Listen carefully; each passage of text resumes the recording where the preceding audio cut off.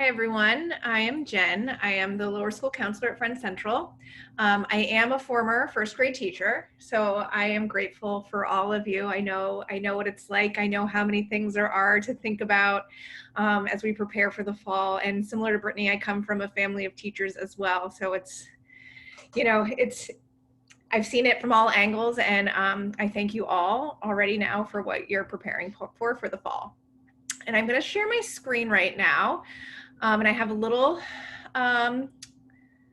presentation for us just to share.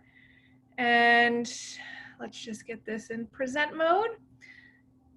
Here we go. So this is one of my favorite quotes of all times, and I keep this in my office at all times to remind me about this. When little people are overwhelmed by big emotions, it's our job to share our calm, not join in their chaos. And it's something that speaks to me and reminds me to stay calm. However, there's a lot going on for us adults too. And the self-care that Brittany talked about is so important. And also, one of my least favorite sayings that I've been told before is fake it till you make it. The kids know when we're faking it. And it's our job also to keep in the calm and share, not bring our chaos into it, but also to be real with them. It's okay to have a bad day. It's okay to forget something. And particularly now when tensions are high in so many different ways, modeling the way to respond to that for the kids to see. So what might we expect when we return in the fall? I'm expecting a lot of joy and excitement. You know, we talk about the bigger, harder feelings too, but kids are so excited to see you and their classmates and their friends and just everyone at school. It's a safe place for them. It's a place they love to come. And there's going to be excitement. And I thought that was a great query too on how are we going to keep that joy for them? And I know we all will. Trauma. Kids might come in with a trauma experience. Kids maybe experience a loss of income from their parents at home and changes. They might be exposed to something at home that is traumatic that usually school is a break from, that they've been around more.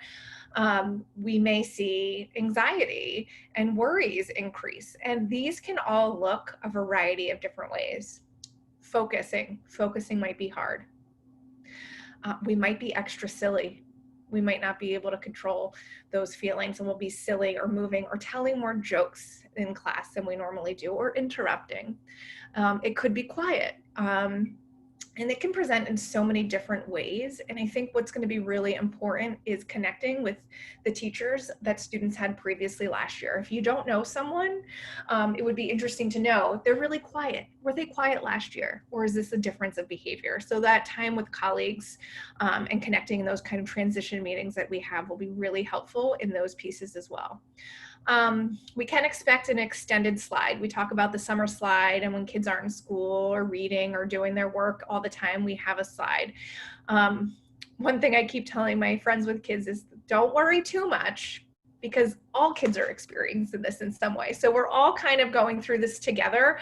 So we're all going to join in together. And then going back to the anxiety and trauma, we're talking about emotions. Kids might be angry. They might be worried. They might be sad. They might be, but not be able to turn off thinking about mom and dad if they work in a hospital. There's a lot of things we may see, and we need to sit with kids with those feelings too, and let them know that we're here for them, and let them know, how do we ask for that help? How do I ask to talk to you privately? How do I ask to talk to the counselor or the principal or whoever the caring adult is for that child in the school? We may see some shift in social skills, I think particularly in our littles, when learning to share was really important, and collaborating and sharing opinions and voices. So we do anticipate some of that. And I also think we're going to have more parent communication about feelings, about thoughts, about how school's going. And sometimes I get emails that are really hard, and we all do. And sometimes I put myself away from that email and say, this is the mama bear or the papa bear coming out. Something has caused this parent worry about their child. And often I find that the first email I get when there's big feelings around something is not often the conversation we end up having. So also just being mindful in the same way we're approaching our students, I think we're gonna have to be even more cognizant of with our adults. Because I mean, we're all feeling it from our breakout groups. I heard feelings of being scared and what do we do after isolation and worried and lack of focus. And this is happening for lots of folks, adults included. Uh-oh. Oh, here we go. All right, how can we prepare? This is going to be very school and age specific, but these were some general ideas that I was brainstorming and researching for us. Developing clear plans and systems for in-person and then also virtual learning. So I know you're all experts at having your classroom routines, and kids come in, they unpack their bags, they take out their morning work, they put their homework folder away, they really learn these things. And I think what we do also have to think about is we're just changing those routines and they're going to nail them because you're experts and you're really good at what you do. And it's just the thinking about each of those things at a time. And in our breakout group, someone said 1 question mark at a time. Go through them 1 at a time, come up with a plan, then go to the next one. Don't think about them all in one time, because that will be overwhelming. So how are we washing our hands? How are we walking in the hallways? Do we have arrows in the hallway? Do we have arrows in the classroom? Do we have spots that are 6 feet apart?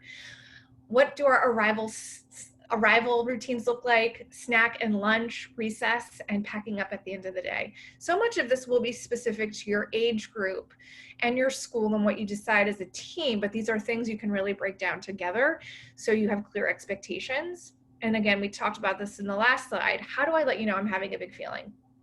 Is it a signal that you're teaching all the kids? Is it notes that kids can write to you? How are you doing this in a way where it's safe and not someone running up to you in that moment? And then, because sometimes those feelings take on, but really establishing and practicing that, maybe even just with messages before there is a big feeling. And I think developing common language for these routines and for what's going on right now is really important. Yes, we have COVID-19 and that has rocked our school world turning virtually. But the movement of social justice right now is also really, really big. And we know it's important to talk about. We know it's important to teach. And how are we going to talk to our kids about it? And what is age appropriate? And what is that language? And how can homeroom teachers, counselors, and specialists talk to kids in a way that helps them build a vocabulary around both of these things for understanding and change and support?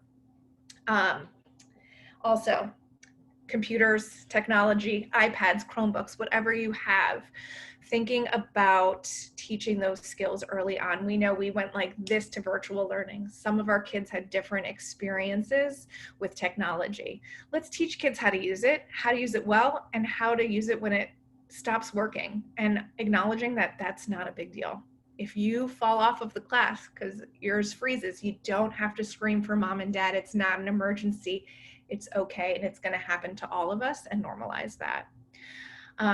Social emotional learning will be, I think, at the forefront for all of us in morning meeting times, in learning time, in routine building, in collaboration with the counselor, in counselor visits, and things to think about are coping skills, which we always do, but really revisiting those, mindfulness, being aware of our feelings, being aware of our reactions. There's really great research on how mindfulness positively impacts the brain and focus. And I think it is really wonderful time to start implementing some of that. And also, again, to that technology piece, applying those things when the technology goes wrong in class. So when virtual likely inevitably happens, it's already prepared and kids are used to that. And then social skill building. And I think this is where we're all gonna have to get creative in playing games and sharing and talking, because it's not going to be the standard building of blocks or playing tag. And how do we do that? But how are we having kids learn to share, to take turns, to deal with disappointment in ways that they can take with them in person, virtually, and from 6 feet apart? And also, if there's ways to establish routines for your parents on how they communicate to you. Best way is if you have office hours or people sign up with Google appointments. That's a great way where parents can just go in, you block off your time, or letting them know you'll respond within 48 hours. And if it's an emergency, to please contact you this way. Because I do, again, anticipate, just from coming back to school now, getting back into that mode, the number of emails that I'm already getting is a little bit larger than it usually is now. And I think we can all anticipate that and try to build in a routine. Also being able to, like Brittany said, say no. You don't have to respond to everyone right away. And that's okay, and building that understanding. Uh-oh. I didn't do this. Do you need some help? Yeah, I don't know what I pushed. Uh-oh. Okay. Resume share, maybe? Oh no, friends. I'm coming. I think I'm fixing it. All right. Take your time. Oh, here it is. What did I push? You could try to stop screen sharing and then reshare. Okay, I will be right back. That's all right. It happens to everyone.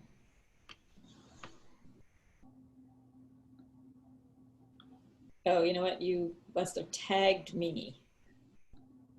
So I didn't know that was a problem. Yeah. Or a thing I could do. Right. Let's see if there's anything I can do from my end. Oh no. All right, well, I will continue with it, but I can't get it to come up right now. I'll try it one last You know what? time. I can do it, Jen. Okay, thank you. Yeah. Thanks for your patience. And this is one of those opportunities. I'm not going to fake it until I make it and pretend I know how to do it all. I am having a technology glitch, and just what I'm talking about with the kids, this is what happens with these moments. Okay, And let me just that's find the presentation. There we go. Okay, hold on 1 second. Okay, go back to share screen. Thank you. There it is. Sure, no problem. And I'm going to present mode. Excellent. So we're on slide 4. All right. What do our students need? You know, our students need a lot, but if I was going to focus in on just a few points that we really need to focus on in the fall, they need structure, predictability, assurance. You know, we don't have the answers, but we are going to do our best to take care of them. Social emotional learning and consistency. And within that consistency and that predictability and that structure, those are very similar words, but there's also the room for the logical flexibility in this. So as we roll out our fall plans, we will build that structure, and it will be predictable. And it will likely be consistent, but there will be changes. And we need to assure our kids when those changes happen, we are letting them know in advance when we can, and also that sometimes things happen and that shifts. And in that social emotional learning around these topics, having a growth mindset is really important too. And I'm sure we're all familiar with that and talk about how to build growth mindset through our readings and our games and our activities, but really kind of focusing in on that and being able to kind of go with the flow. All right, next slide, please.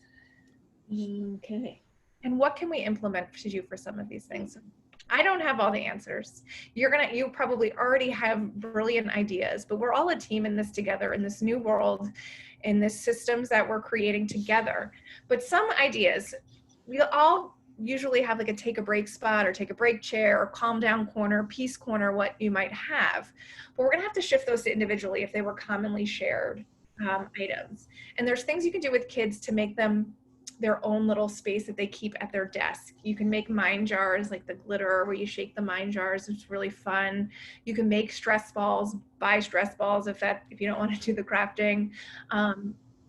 Taking an image of something that brings them joy, printing it out, putting it on their desk, writing a mantra, something that keeps them motivated, but again, on their desk. They can decorate it, tape it down, put it in whatever font they want, but something that makes it theirs and there. At their hands if they can't go up to that take a break spot. And then designating boundaries. Some things that I've seen are yoga mats being used, like taking a desk and putting it in front of a yoga mat so the kid has their space on the yoga mat. They're all 6 feet away from each other, and that's going to be dependent on space and how many kids you have, but yoga mats are a great use of space to designate that Chris has got the blue one and George has the green one, and those are they have their names on it, and that is their space, and that is their bubble. Hula hoops can also work around, painter's tape on the floor, but there's a lot of different ideas. But how are you going to designate a personal space boundary? Personal Space Camp is a pretty fun book too that a lot of kids really like too, just about creating personal space boundaries. And again, the logical flexibility, we have to implement that from the get-go, because our kids are resilient, but they also need modeling, and we're gonna have to show them that we're gonna need to be flexible, and we're gonna need to listen to what the adults tell us, and sometimes that might change, and again, that's okay. And can we go to the next slide, please? Okay, oops, I might have gone too far. Is that it? Yes, and this is the right one. And then what about going virtual? So in my head, I'm already planning we're going to go virtual again. When is that going to be? I don't know. What exactly will that look like per each school? It'll be different. But kids feel safe in structured environments and with that predictable routine. Please try to keep your in-person schedule the same as much as possible. We know it's not the same. It won't be exactly the same. Life comes into like having kids at home, or you and a partner both working at home at the same time, or not having internet, or whatever's going to happen. But as much as possible, keeping the routine, and keep your classroom online. You have all of these things that make you the wonderful teachers that you are, and they're your routines and they're your personalities, and it's what you offer. So keep that. Do you start your day with a joke of the day? Continue to do that virtual. Do you play music when kids walk into your classroom in the morning? Keep that on for your morning meetings. Do you have a stuffed animal that travels from class to class? Think of a creative way where kids can have an opportunity to do something with maybe not that physical item, but with that routine, with the things that make your classroom fun, the things that they look forward to. Like, I'm going to second grade, and in second grade we do this, and Mrs. So-and-so does this. How are you going to recreate that in a way that keeps you virtually? And I think that's what keeps kids engaged authentically, is maintaining who you are and sharing your passions with kids. And your passions are in all of your classrooms. I know that for sure. And then predictability in that schedule. It might not be the same as school, but you're going to keep as much of it the same as possible, and then hopefully have some predictability in that again. And then that go with the flow, normalize the technology. It's going to happen, and it's okay. And that is life in the technological world. And those are kind of some takeaways I have from going virtual. And then we'll go to the last slide. I just have some questions that you might want to consider for the next breakout groups of things that might be important for you to talk about, because we're all coming from different experiences and different needs. And I would think about, what behaviors are you worried about, and are you anticipating? And are some behaviors harder than you for others? Because there are some that are harder for me to deal with than others. We all have our triggers. What are your plans for those behaviors? How do you respond to them? Ask your colleagues, share resources. What kind of language do you think would be helpful for your age group around COVID-19 and the social justice? What is important? And then maybe collaborating on that, bringing it back to your teams, your administrators. And then what personal elements of you in your classroom can you bring virtually?